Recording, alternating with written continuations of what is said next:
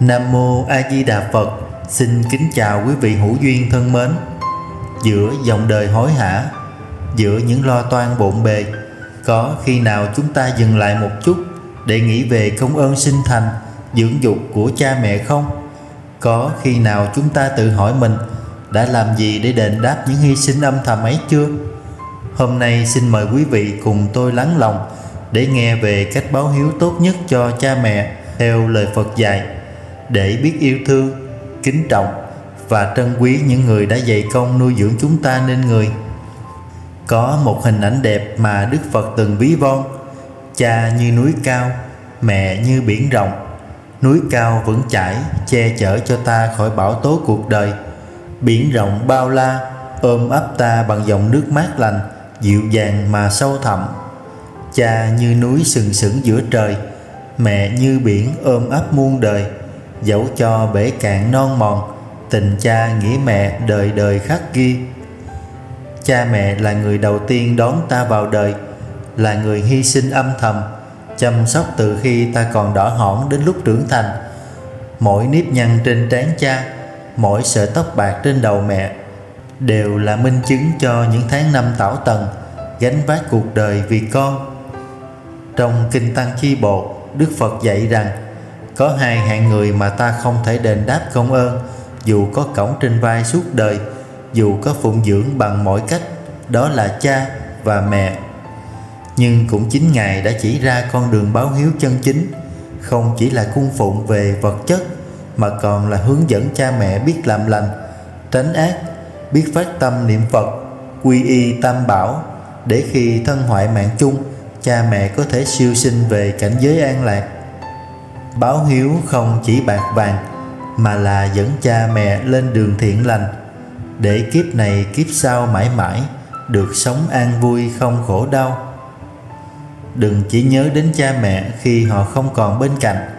Đừng đợi đến khi khói nhang nguyện đầy, khi tiếng chuông ngân xa, khi lòng trống trải mới nhận ra rằng mình đã đánh mất người yêu thương nhất trong cuộc đời. Hãy dành cho cha mẹ những lời yêu thương, những hành động hiếu kính khi họ còn đó. Đừng ngại nói một lời cảm ơn, đừng tiếc một cái ôm, một cái nắm tay. Đừng đợi tóc mẹ bạc phai mới về thăm mẹ dăm ba lần.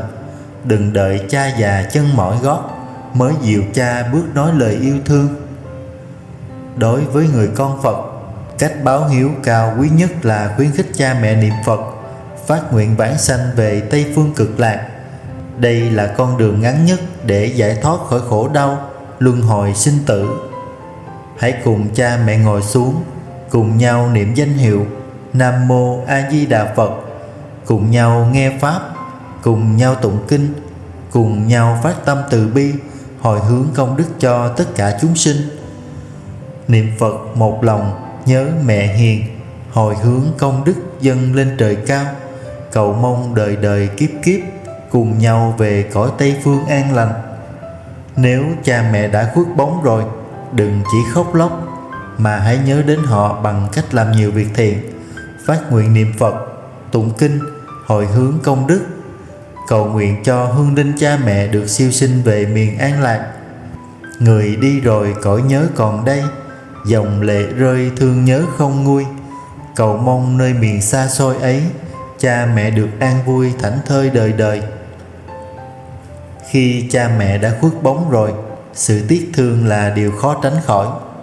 Nhưng đừng chỉ dừng lại ở những giọt nước mắt, những lời than vãn, mà hãy biến nỗi nhớ ấy thành sức mạnh để tạo phước, để làm việc thiện, để hồi hướng công đức cho các ngài.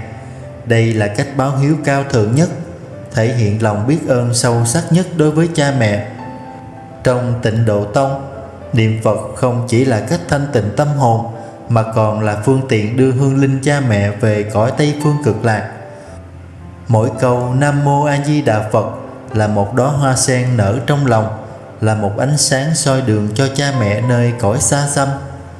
Một câu niệm Phật tâm thành kính, hồi hướng mẹ cha nguyện siêu sinh về nơi cực lạc thoát khổ đau, hoa sen nở rộ đón ánh bình minh. Hãy tạo phước lành qua các việc thiện như phóng sanh, cúng dường, ấn tống kinh sách, giúp đỡ người khổ nạn, và hồi hướng công đức ấy cho cha mẹ đã khuất.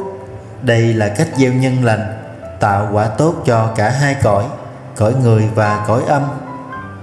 Phóng sanh bố thí làm việc lành, gieo nhân thiện nở hoa quả phúc, hồi hướng cho cha mẹ nơi xa, nguyện các ngày an vui và siêu thoát. Mỗi lần tụng kinh, mỗi lần niệm Phật, mỗi lần lễ bái là ta sẽ hồi hướng công đức cho các ngài, cho cha mẹ đã qua đời.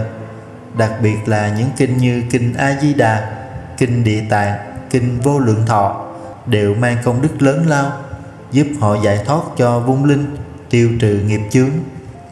Một tiếng kinh vang giữa đêm khuya là lời con nhắn mẹ cha ơi, cầu cho nơi cõi vô biên ấy các ngày an vui mãi bình an.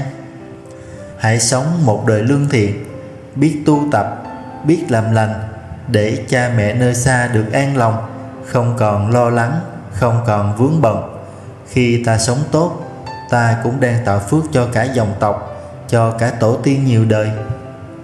Sống đời thanh bạch tâm không phiền, để mẹ cha an vui chốn xa, để kiếp này kiếp sau mãi mãi được gặp lại nhau không rời xa.